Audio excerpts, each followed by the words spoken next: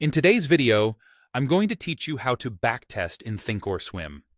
Backtesting lets you see how a strategy might have performed using past price data, so you can get a feel for its behavior before you ever risk real money. Keep in mind, these are hypothetical results and don't guarantee future performance, but they're a great way to learn and refine your approach. Start on the Charts tab and open a chart for the stock, ETF, or ticker you want to test. Make sure the symbol in the upper left is correct and that your time frame matches your goal. For example, if you plan to trade daily swings, choose a daily chart. If you're exploring intraday moves, pick a smaller aggregation like 5 minutes. Zoom out or load more bars if you want a longer test window, since the platform can only analyze the data that's currently available on your chart.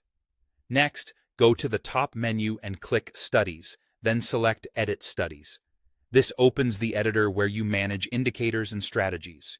You'll see two main sections on the left: Studies and Strategies. Switch to the Strategies tab.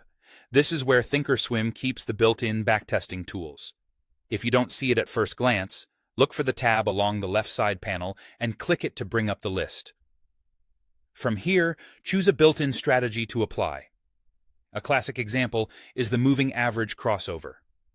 This strategy looks for moments when a shorter-term moving average crosses a longer-term one, which can signal potential trend changes.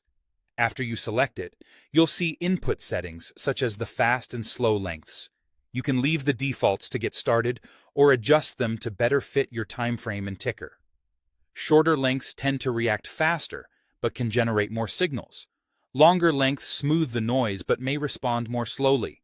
When you're ready, click Apply, then OK. The platform will instantly draw trade markers on your chart where the strategy would have triggered buys and sells. Hover over those markers to view details like the date and price of each hypothetical trade.